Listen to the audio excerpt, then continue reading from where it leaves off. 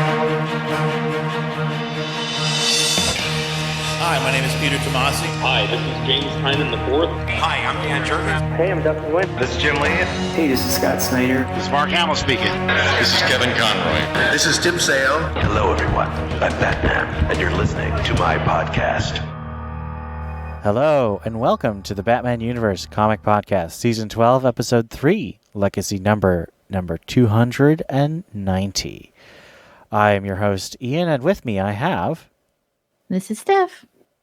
This is Scott. And as you can tell, we have a brand new co-host guest slotting in. After a wonderful month with Theo, we're going to have another wonderful month with Scott. So, Scott, who are you? I guess I would just say a long-time Bat fan. Probably, oh God, it'll probably be cradle to grave. So it's probably the best way to describe it. I've been reading comics too since I was 5 or 6. Last episode or the episode before, Theo mentioned spinner racks, and that was something that's kind of how I got introduced to comics, was the spinner rack at the grocery store. So kind of sparked this lifelong love, and obviously Batman's one of the big ones. So how did you become a Batman Universe fan? Both, like, how did you first encounter Batman and his universe and our site? I'll start with the site first. That's probably the easiest. So basically, I think I stumbled upon the Batman universe like a couple years ago, the podcast first, before the site. And that was just because sometimes when you're an avid comic book fan and you're in an office or around people who are not comic book fans, you want to be able to like talk about it or hear other people talk about it. So as someone who's like a super hardcore Batman fan too, obviously once I saw the name, like, oh, check this out. So I did, and I've been listening ever since. And as far as about when in the podcast was that? I'm not sure anymore. It's been, like I say, it's been a couple years, but that's trying to think now. It was, you know what it was? I quit comics for a while there. It was like right after Battle for the Cowl, I think, and I came back near the end of the New 52 when Mr. Bloom was around. Super heavy. Yeah, yeah. So it was somewhere after Mr. Bloom and like right around the beginning of Tom King's run. Okay. So, how about your experience as a Batman comics fan, or how did you enter the Batman universe? Well, so I guess this kind of goes back to Michael Keaton. My first introduction to Batman was the Michael Keaton one, the 89 one. And I just was so enthralled by that universe, that movie, you know, the early Tim Burton films, that, you know, I was just very much drawn to this type of hero and the kind of, I don't know how you would describe it. Because I know Tim Burton has his own tone and style, and it's not necessarily dark that's not the word I'm looking for here. Something kind of more akin to like maybe like German expressionism. I feel like he takes a lot of his style from, and so having that paired with, you know, like a superhero and all these kind of lucrative villains and, you know, eccentric rogues gallery, that, you know, I started with the movies first, and then the cartoon came out, and I was about 6, I think, when the cartoon came out. So that eventually just kind of led me down the road to reading Batman in comic book form. And from that point on, I've been more or less a lifelong reader. So even when I wasn't reading, you know, weeklies or like the monthly comics, I was still picking up trades and whatnot in the meantime. So it's something I've never really moved away from. And what are you excited about in the Batman comics right now for the upcoming year that you can think of? I'm just very curious to see what James Tynan IV is going to do. So, I mean, I'm a huge fan of his Detective Comics run. And, you know, the amount of, well, I loved what he did with the Bat Family, and I know we're not getting that now, but the heart he put in there, especially with Clayface, was something that made, like, it was something I really appreciated with his run and loved the idea of, and I'm hoping to see more of in his, as he continues down with his story arc that he's got going on right now with the designer and all the classic rogues he's bringing out. All right. And how do you collect your comics? I don't do digital. I do paper. There is a comic shop 5 minutes away from where I work. So I think the best way to describe this is, I feel like, the story of Dracula, how like whenever he moves, he has to put dirt in a box and move it with him. I feel like that's me with like comic shops, where like when I do look at like places of employment, I usually, like, after finding out if I like the idea of working there, if that's a place I could see myself at, I usually Google Maps like how close the nearest comic shop is, for like lunch breaks and to set up pull lists. But yeah, I tend to buy all mine the old school way. I don't keep them all. Like if I don't like it, I'll get rid of it or pass it on. So that's what happened with those James Robinson Two-Face Detective Comics. Oh, those were so bad. You didn't frame them and put them on the shelf? I mean, Carmine's art was great, but those stories were so bad. I did like that cover though, where Two-Face is like shooting the guns out of was he in the Batmobile or something, and he's like firing these two guns in the air. Oh gosh. I totally feel you on the lunch break thing. I can't do it anymore, but when I worked at the university in Virginia that I used to work at, it was right across the street from a strip mall where my local comic shop was, and I would schedule my lunch break early, so I would run over to the comic shop, get some comics, grab lunch at the local fast food joint, and then walk back as I read them. So I am 100% with you there. All right. So now that we know who Scott is actually our reviewer for the Batman title on the website, and he's doing a fantastic job. So he is going to lead us off with our summary and discussion of Batman number 88.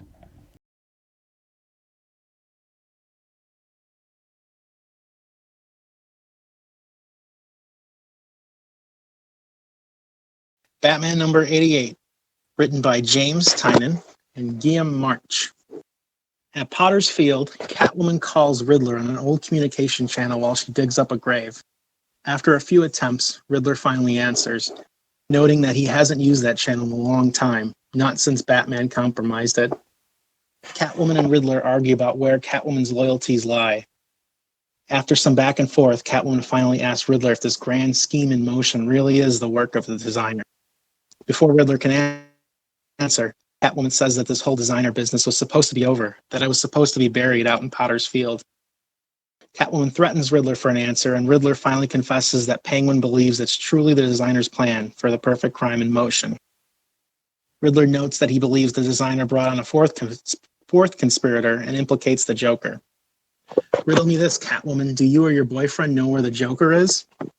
Just then, Catwoman unearths a coffin with what appears to be the corpse of the Joker inside.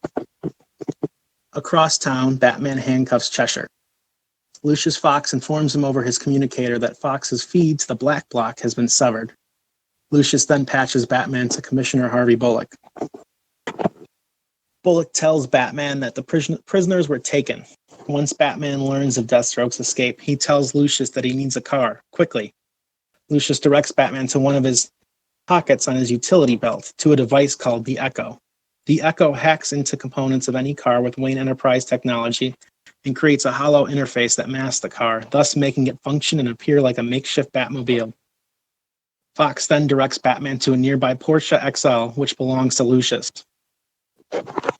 Back at Potter's Field, the Riddler gloats over Selina's misfortune at having hidden the secret pact between the Arkham Rogues and the designer from Batman. Then he cuts communication. Catwoman tries to contact Batman and confess everything, but she can't get through. Before she can troubleshoot what's wrong, the designer's goons descend upon Selina. Meanwhile, at a former refrigeration unit once belonging to Mr. Freeze, Penguin has Mr. Teeth, Gunsmith, Merlin, and Deathstroke suspended upside down from the ceiling. He's offering them double their pay in order to call off the designer's plan. Deathstroke escapes his restraints, but before he can make a move against Penguin, Batman crashes the party, literally. Batman takes down Gunsmith, Mr. Teeth, and Merlin. Deathstroke takes Penguin hostage. While Batman is preoccupied with Deathstroke, Merlin seizes the moment to free Cheshire. Batman questions Deathstroke about this perfect crime, but Slade won't have it. He slits Penguin's throat and tells Batman that Penguin will die if Batman pursues the assassins. The assassins flee while Batman tends to Penguin's wounds. Penguin then tells Batman that the four of them, Riddler, Joker, Catwoman, and himself, made a pact with the designer. They called themselves the United Underworld, and this pact was a shell game to keep Batman occupied while the designer went after Bruce Wayne. At Potter's Field, Catwoman is about to be buried by the designer when Harley Quinn clobbers this new villain with her mallet. Catwoman asks why she is here, and Harley replies, "Oh, honey, you don't even want to know how deep this goes." All right. Excellent job both writing and reading the summary, Scott. For some discussion, first question. This is a continuation of last issue's sort of tension between Batman and Catwoman. And there's been a lot of art teases and previews, mostly focusing around upcoming artist Jorge Jimenez and the new villain that he designed, Punchline, who's a new girlfriend / sidekick for the Joker. However, it seems like there's going to be continued tension between Batman and Catwoman. And how are you feeling about how Tynan's handling that relationship? Well, I had hope because I feel like this is the type of story that cliche-wise could be a cliche for this is the end of the relationship. But I feel like it has the potential for strengthening it by bringing up the fact that, yes, she was a villainess. She had her hands in dirty things. How are they going to deal with that and move forward? Because she also really emotionally seems like she wants to do the right thing. Like she tries to contact Batman. She's trying to do the right thing without necessarily putting all her dirty laundry out there right away, because I don't know. She probably doesn't want Bruce to think the worst of her, all in one go. Better to put it out slowly. But my problem is with the name of the cemetery that she's in, which is Potter's Field. And there's a pretty famous Potter's Field where a certain Judas named Judas hangs himself after betraying Jesus. And I just really hope that it's not like really literal metaphor for Selena hanging herself after betraying Bruce. I don't know. Well, I really hope not. I think that's an excellent point about the name of the Potter's Field. I think that's more about general treachery. I hope so. I don't think there's any real danger that Catwoman's going to die, because that means they would cancel the. No, I don't think she would die. I'm just worried about the betrayal aspect of it. Like, is it an actual betrayal, or is she just feeling guilty, or is he using that name for another reason? I don't know, but it has me concerned. I'm concerned as well. What do you feel about that, Scott? I mean, I don't know. I hope it's something that's like, it's going to maybe be like a temporarily rough patch that strengthens their bond. I mean, I don't know if it's ever been like solicited. I think it still keeps getting pushed down the road, but the whole Bat-Cat, limited series that Tom King was supposed to do, I hope it's just like, just a bump in the road, and that's still coming and we're still going to get this relationship in some form. One of the things that did stick with me though, when I was reading, and maybe I read into it too much though, is that at one point Riddler uses a bunch of different terms for Batman and Catwoman's relationship. He calls Batman her lover, her paramour, and at one point the word girlfriend or boyfriend is used. So that, I don't know. Well, he knows Riddler knows that Batman is, or are we not playing that game anymore? I forget. Does Riddler know that Batman is Bruce Wayne? I didn't read the Year of the Villain one shot, so I don't know what his I most recent status I don't quo is. remember. I think I don't think so. that it's true that the villains certainly see her as a girlfriend, but I don't know even if the family knows that they consider themselves quote unquote married in their hearts, because it's not something that we've seen them talking to anyone else about. Yeah, maybe it's just intentionally vague because it's not like maybe they don't even know where they want to go with it, you know? Like it's just they're leaving it in this weird limbo and they'll figure it out later, you know, the editorial decisions, you know, which way they want to go. I don't know. I mean, there's I guess there's also that option. So I think they want to keep. My personal guess is that they're going to keep them together until Batcat is over, and depending on the sales of Batcat, they'll make a decision then. Now, the issue with Batcat is that it's going to have a lot of future stuff in it, because Tom King said it's similar to his annual, where it starts in the past and it goes all the way to Bruce's death when he's like in his 70s or 80s.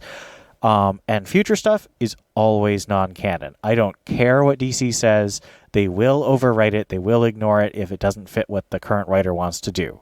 So if you set your thing in the future, you are making it non-canon. So my guess is, just to prevent confusion, they're going to keep Batman Catwoman together until Batcat's over and make a decision then whether they like the sales that they're getting or not.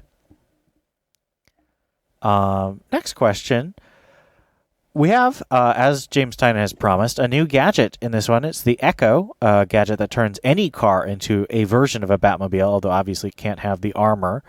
What do you think about this? Do the gadgets continue to be a source of excitement for you or not? Well, okay. So it does sound like it's been a while since Alfred died and Lucius took over, because based on the Pennyworth RIP, which we'll discuss later, like it sounds like Bruce has been working on rebuilding Gotham for a while. But still, I just feel like Lucius has too many really cool gadgets that he's concocted too quickly. I don't know. The engineer in me is like, but how could you have designed that so quickly? Like, I don't understand. The same way that Batman is an expert in all different forms of martial arts. Well, whatever. I don't care about that. I care about the engineering. The same way that the Batplane can fly in 30-degree weather and crash, but Batman can walk through. Don't even bring that up. No. Oh, that one was so stupid. Anyway. So leaving, technology at the door and embracing the ridiculous technology. I guess it's kind of cool. It's a little silly. It's like it overrides the motor's limitations. It's like, well, yeah, no, they're not like, I don't know. Where he was talking about how the motor limitations are overridden. I was like, but the motor's still not capable of going that fast. You can't just say, well, now it is, because it's not. Otherwise, it would. I don't know. Now it's just dangerous. It doesn't magically go faster. I know. I was like, that's a little silly, but I guess if we're just having fun, that's fine. I can have fun. They use the blanket all, though, that it only works on Wayne technology. So, I feel like you could shoehorn in an excuse later. All Wayne cars have super engines. Yeah. But, I mean, I don't know. The whole action-adventure element that they're going for, it reminds me a lot of Roger Moore James Bond movies. It's what I'm getting out of every one of these is that it's going to have this fast-paced, high-octane action, and there's going to be some I think the first thing that popped to mind with these gadgets, because I'll say first that my favorite one so far has been the Echo. To me, I didn't like the whole. I can't remember their names anymore. They're disappearing from me. I think it's like the Nightwing or something, or yeah. Then there was the one last issue that the crawler, the Bat Shot. No, the Bat Shot. That one, I that was my least favorite, and I thought it was just a little over the top silly. But the Echo, I don't know. It seems like the coolest. Obviously, Lucius says, hey, it's not like a real Batmobile. Don't go crashing through walls. But, and then he does anyway. I don't know, but it does. Well, we'll see how it plays out. I don't know if the whole new gadget every issue thing will continue to work, because I feel like at some point that takes away from like the plot and the momentum and like the, what characters can do and like use their minds, or Batman uses his mind to actually do, crime solving or detective work, or but I am very much getting like this Roger Moore vibe, where I think what was the movie that popped into my mind? The Spy Who Loved Me, where he has that car that turns into a boat just by pushing a button. So it is very cute of Lucius to be like, check your, what was that? The left, I don't know, whatever compartment in your utility belt. It's like, there's a new thing. And part of me is like, that's the most unrealistic thing, is that Batman would give his utility belt to someone else to mess with and not even know it's in it anymore. I mean, that's that ridiculous. does seem a little out of character, given that Tynan had that great scene in his Detective Comics run where Batman's captured and they go through his utility belt and said, "We're only 25% of the way through, and he already has 100 gadgets." That was an awesome scene. Yeah. I mean, I love the gadgets. I do. I remember the stuff from his Detective Comics run better. But I don't know how much of that is just because Detective was specifically a title that I was going to love no matter what. Whereas this is, I'm much more up in the air about a solo Batman book than a Bat Family title. But so far, I'd say they're still fun. They're just not necessarily nearly as memorable as things like the Bell Tower or the Mud Room, or just how cool he makes the Bat suit in Detective. A couple other questions. At the end of this book, we have a team up of Catwoman and Harley Quinn. And since this is drawn by Guillaume March, I'm just waiting for Poison Ivy to show up and this to become a Gotham City Sirens book. How do you feel about that team up? It's been missing, I think. I mean, we've definitely been getting our fill of Harley and Ivy in various different things, right? But that reminds me, we should talk about that book. I haven't been reading it, but yeah, I've been missing the trio. I didn't really read the Sirens that much, but they're just almost synonymous now with Gotham. I think like just the three of those together, even when they're not being evil, like they're still mischievous and fun roommates because they're so different. So it'd be fun to see them back together. What do you think, Scott? Did you read the Gotham City Sirens? I've read a little bit here and there. I could say, it seems like it's definitely a possibility because if the impression I'm getting of Poison Ivy lately is that she's more kind of in ambiguous territory in terms of her status as like a villain slash, I don't want to go as far as to say anti-hero, but like, I feel like they're arcing her more towards like someone with like a purpose that's kind of in a morally gray area. And so I feel like that, I don't know, I could see that maybe coming into play here as, potential team up with Batman, to where he's not like gonna like knock her out and throw her in the black block right away. But I was actually wondering, not so much Gotham City Sirens, but as this whole United Underworld thing doing this team up, because of like the designer is this bad of a villain, to the point where Catwoman supposedly, quote unquote, buried the designer or something related to the designer's plans out in Potter's Field, that maybe all of them will eventually team up with Batman, Riddler, Penguin. I don't know about the Joker, but at least the core three.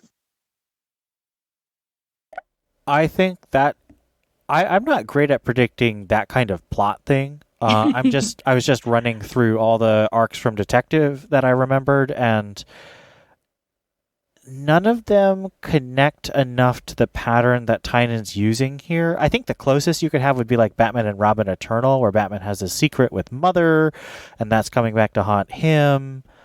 But honestly, that one resolved with just the Robins getting together and punching Mother out. So I don't know how accurate that's going to be to this plot, but we'll see. It feels like all the energy is going to Punchline rather than the designer, which is kind of weird. That is weird. Yeah. I don't know what's going on with that, but James Tynion and DC Publicity is really going nuts on saying, oh, the Punchline is going to be so amazing. And I'm sitting here thinking, but she's not the big bad. What's going on here, guys? Maybe she just looks better in a crop top than the designer does. She obviously does. And actually, I used to think that the designer was going to be a girl, and apparently it's not a girl. So I guess we're going to find out more about the designer in a couple issues. The Punchline thing's weird though to me, just because I guess like they're, to your point, they're trying to really push this and make this a thing, but we got a picture of, just like the Joker's girlfriend, and we're told this is the new, big deal, but there's nothing else to go on, and then to have them say she's going to appear in one panel, in like an issue, like, okay. And, Is there anything happening in Harley Quinn or any other books where at least her relationship with the Joker is talked about or updated or anything? Her current status is really divorced from the Joker. Harley's is. Yeah. So Harley and Ivy definitely doesn't touch on it. Suicide Squad, as far as I know, has nothing connected to the Joker. And Harley Quinn and the Birds of Prey, she's been broken up for like years at that point. So I don't think so.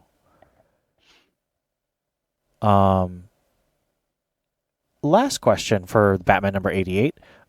Guillaume March has done his, this is his second issue as the main artist. How did it work for you this time? There was no really awesome Riddler spine moments for this time, but did any images pop out to you this time? I don't know what I was expecting, but I was a little disappointed that it's the new 52 Harley outfit. I mean, I know is that her status quo now, but I was kind of thrown off by how... It's what they're using for the TV show, I think. I was just like, wow, that's really... She needs a sweater. I don't know. I was like, she's really not wearing that much. So that was my big takeaway. But I don't know. It's just standard Guillaume March, latexy Catwoman, weird people. Not my teacup. So that was about it for me. What did you think about the art, Scott? It's growing. I guess like I wasn't in my first review for like when he first came onto this title, I wasn't the biggest fan, and I think a lot of it was the Riddler that jumped out at me to where I was just kind of turned me off right away. But I'm coming around to it. I really like this issue. I thought it was very, very pretty to look at, and the fight scenes, the paneling on that, I really thought was cool. It was nice, and it was like kind of simple paneling, but it was nice and big and kind of kept a momentum and a pacing going that I really appreciated. That basically kind of made up for what I thought was, not much going on story-wise. So it's growing on me in just enough time for us to lose him and someone else to come on. Well, I'm very excited for Jorge Jimenez, but Guillaume March, maybe I'm the only one who really loved Gotham City Sirens at this point, but I'm very excited to see what he does with his team up between Catwoman and Harley in the next issue. And it's going to be interesting because Carlo Pagulayan, who's probably most famous now for doing Deathstroke for a long time, is going to do the Penguin sections of next issue. So it looks like because Tony Daniel was originally going to do last issue and Guillaume March had to do the last issue instead, that they're kind of trying to pull in other A-level artists to do sequences to give people time. Which, again, goes to my long-standing rant about how I really wish DC would go back to monthlies and stop doing twice a month. But let's get to our ratings. Steph, what did you rate this issue? I just found myself really liking this issue. Scott was saying, even though the art wasn't my favorite, it's still, it does a wonderful job of telling the story, keeping action moving. I thought, even though it is kind of like a halfway their story, like I'm very interested in what Selina's feeling and her conflict and how she's going to react. And I don't know. I just thought it was very intriguing, very interesting all the way through. I almost don't really want to give it a 4, but like a 3.5 seems too low, and we're not really doing 3/4. So maybe. I mean, I'm in charge now, so if you want to do quarters, go for it. 3/4. Okay, I might have to say 3 3/4. Like I really enjoyed it, but 3.5 seems too low. Scott, what do you think? I'm sticking with what I gave it on the site. I gave it a 4, so I feel like it earned it. I don't know if it's because of in contrast of the last issue, which I wasn't a big fan of, even though I'm the only one who loved it. Everyone else was creeped out. I love the Riddler's scene. I just thought it was full of a zany energy. I'm not a huge fan of villains in general, which was a big contributing factor to my reaction to the Birds of Prey movie. But this one was much more focused on Selina, and she, even though she has a dark past, is clearly on a heroic trajectory. So I definitely want to give this one a 4 out of 5 as well. So that gives this one an average of 4 out of 5 from the three of us. So we're going to move on to our bonus issue of the month, which is Pennyworth R.I.P.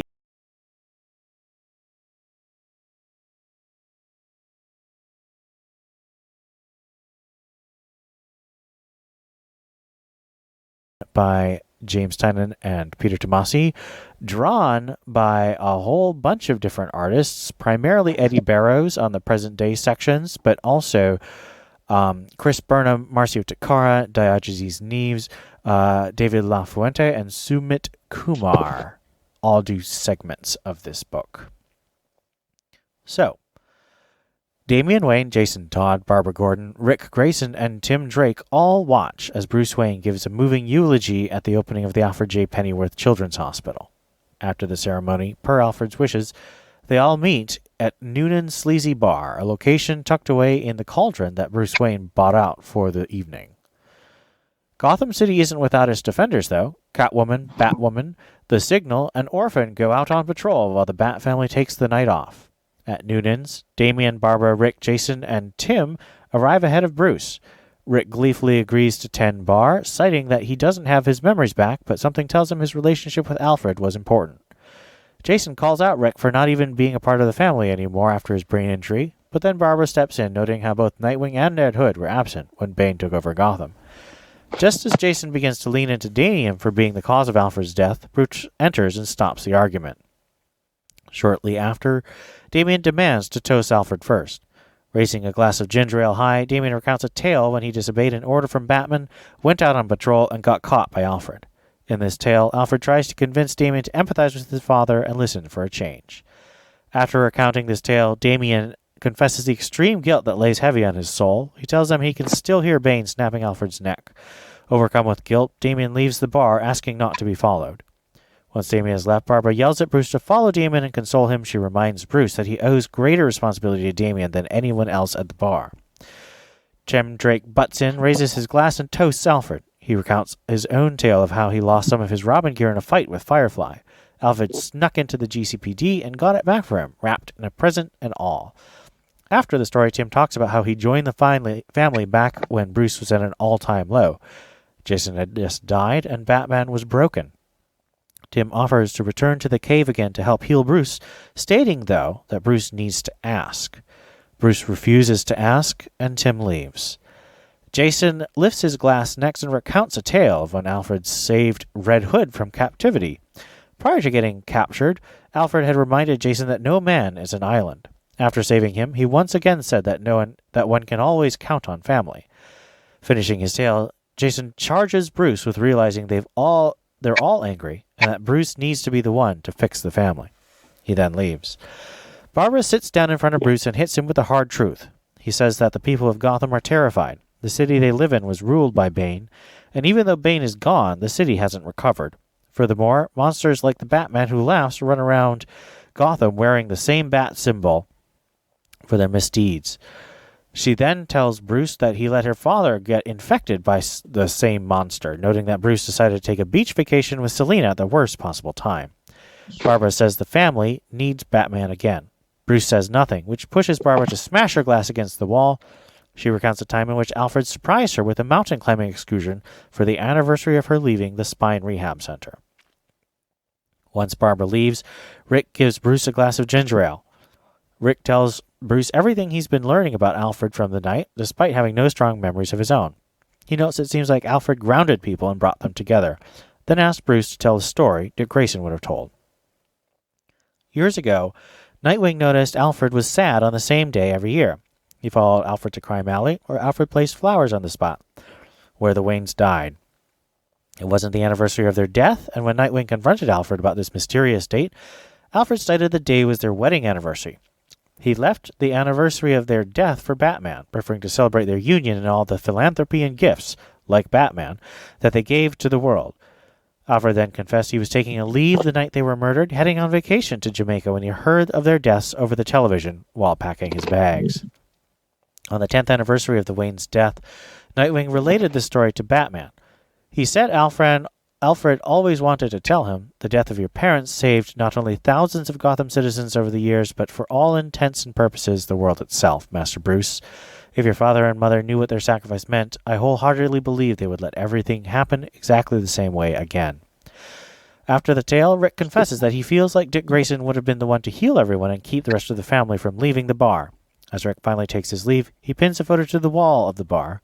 Bruce gets up, grabs the photo, and looks at it. His eyes water. It's a photo of all of them, Batman, Nightwing, Red Robin, Batgirl, and Robin, standing around Alfred, who is lounging on the Batcomputer chair. So, let's get your reactions to this issue first. How did you feel about it?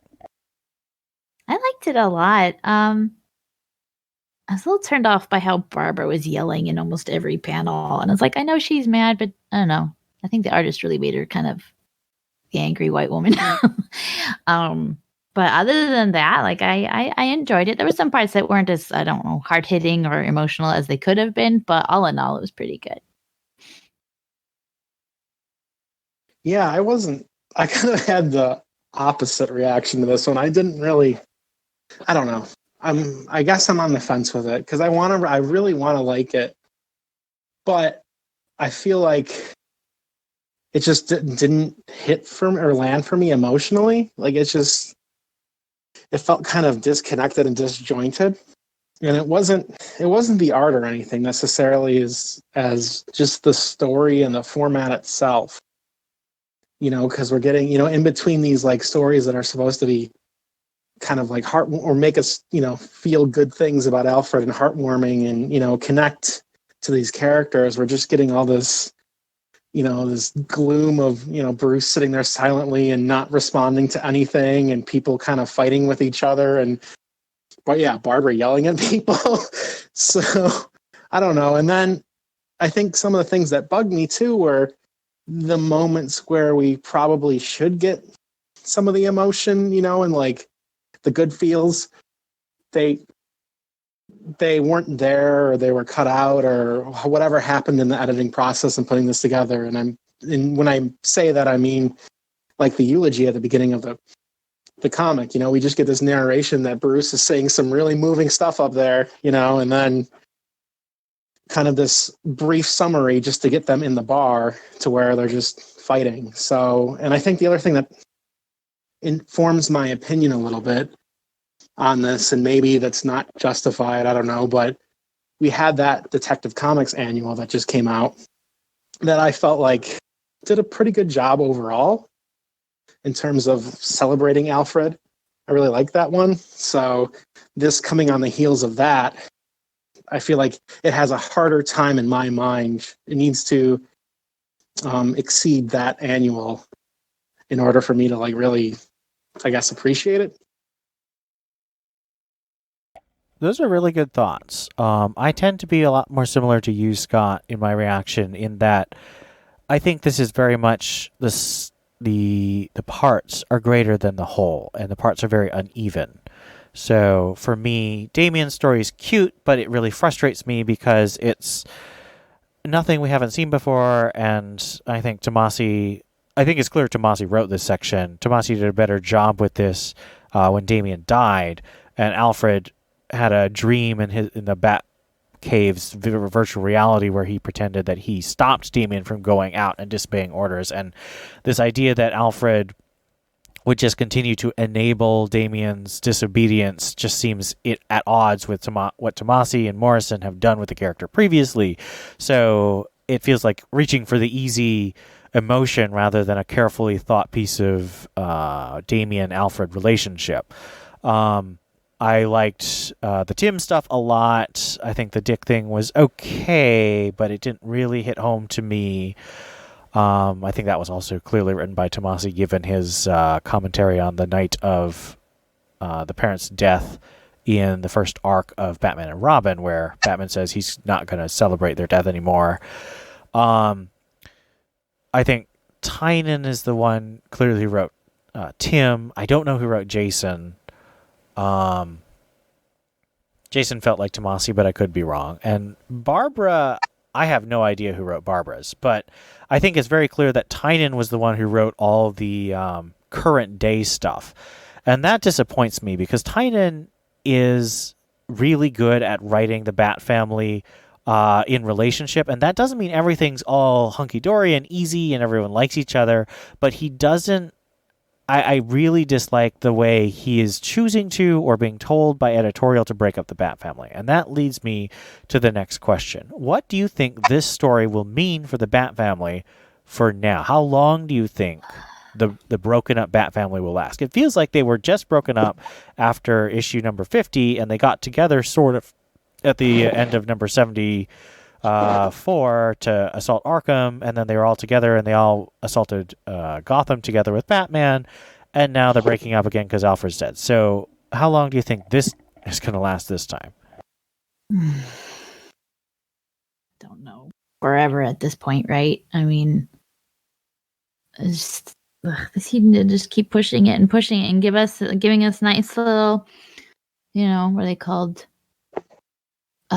Tastes of what it could be, like that. What was it? It wasn't an annual, but that which story Tom King did with the photograph in the.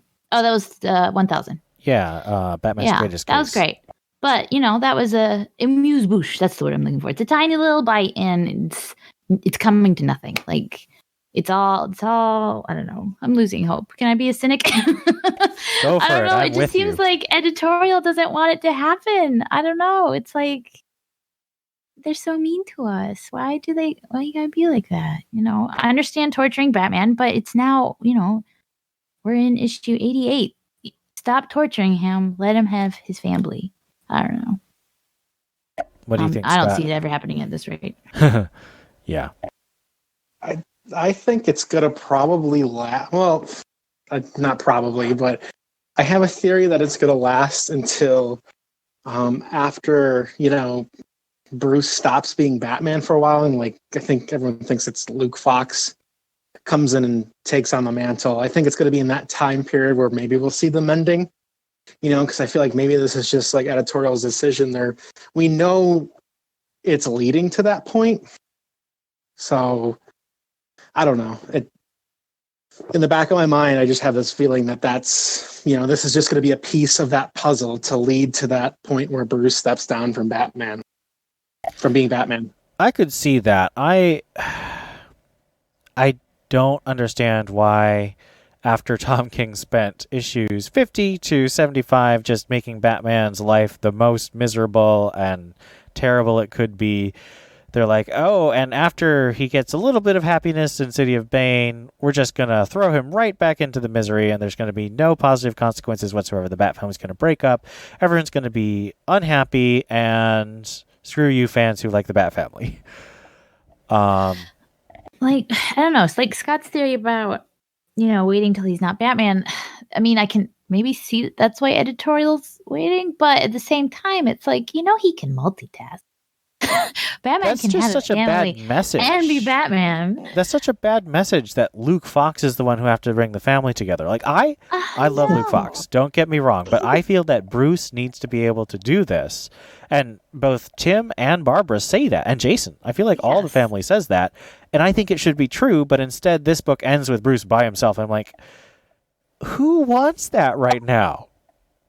And to add to more to kind of add weight to that and like bury him even more, they even threw shade at that whole beach vacation line. Oh, that was horrible. I was so mad about that. Like, seriously, the beach was necessary, guys. That was the best issue in forever. No, don't make me don't like that one.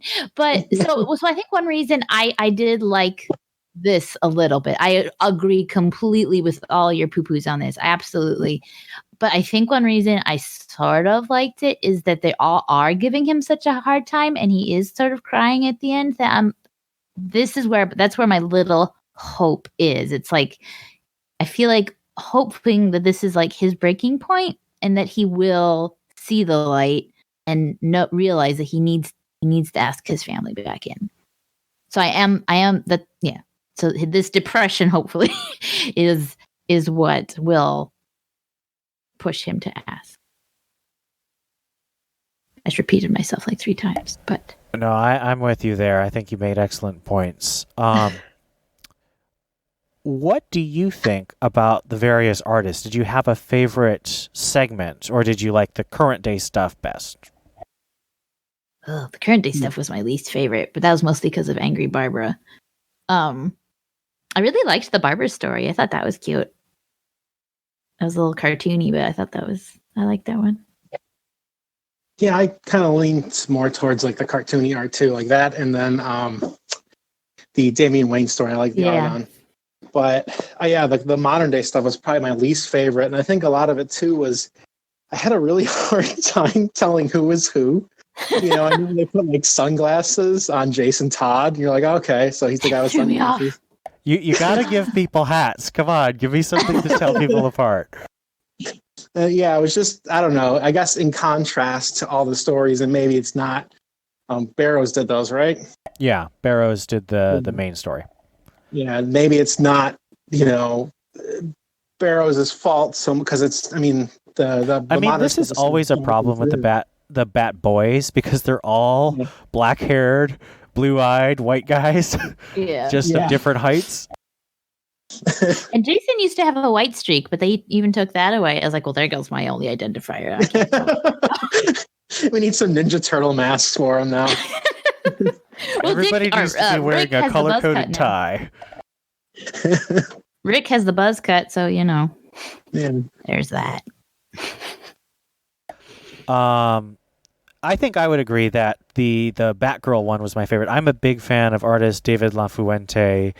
He's done a lot of stuff for both Marvel and DC. I think most recently he did a Superman issue where John Kent and Damian Wayne teamed up, which I thought was very cute. Oh, I like that one. That's cute. So I am a big fan of his art. So I think the Batgirl flashback was going to be my pick, just because I thought it was really cute, and it was one of the better stories in that it wasn't Alfred enabling Damian's disobedience, which would lead to his death, and it's not.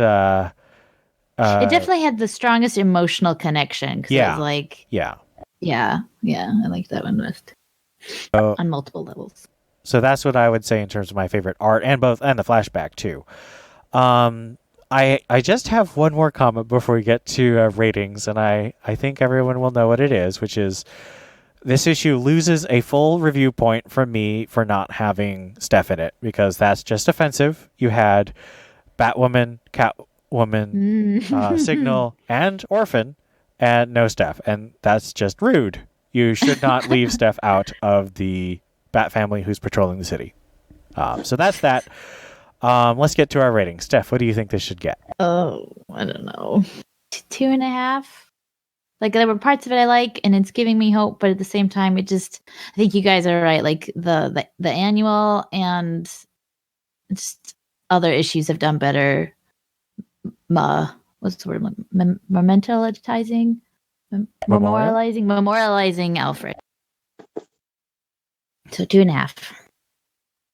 What do you think, Scott? Yeah, I gave it the same, and I'm going to stick by that. And also, I had the same problems with Steph, and on top of that too, like I felt bad for the Signal. Like he can't catch a break. He gets introduced. Oh, this new character. He's not going to be a Robin. He's going to be something better, and He's just not part of the Bat family, clearly. Out on patrol. Go do your thing. So I was going to give this a 3, but because of Steph, this is a 2. This gives it a... you guys don't understand how annoyed I am. How hard would it have been to just put Steph on one paddle? Come on. One page. That's it. All right. So that gives this a overall score of 2.5.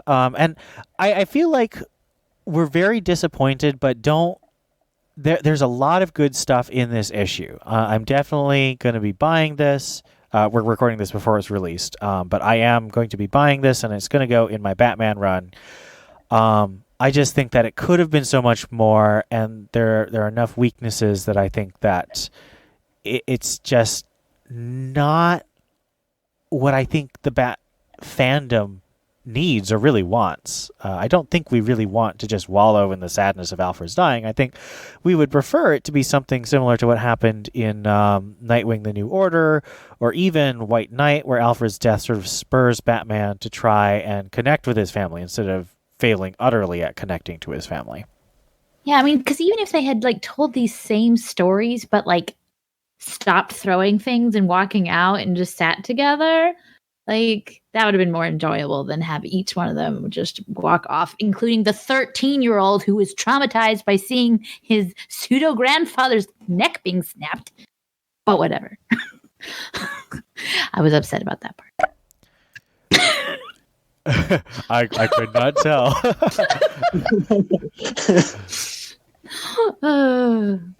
All right. So,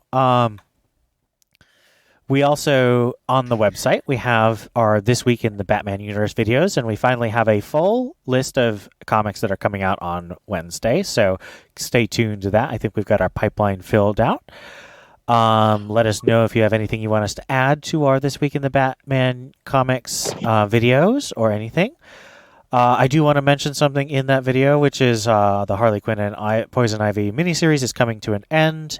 I think that DC is full of spineless cowards because I don't ship Poison Ivy and Harley Quinn, but this story, anyone who does ship Poison Ivy and Harley Quinn should find all the copies of this miniseries and burn them in a huge bonfire because it is extremely lazy and stupid and bad, and I don't understand why DC approved this. It's just a cowardly comic. I've been looking. I haven't been reading it, but I read the first 2, and then I don't know why, but I was going through. Oh, I was doing something for the numbers articles, and I was looking at all the covers, and I was looking at the covers, going, "Is this the same miniseries?" Like the direction it seemed to be going, even by the covers, was completely different feel than what I was getting when I first started reading it. So it's really just off the rails nonsense. It makes sense, but it's cowardly. It's like it walks right up to an interesting story decision and then says, "Nope, we're too scared that it'll make people upset, so we're not going to do that." Yeah, I quit after the 3rd issue, so I jumped ship.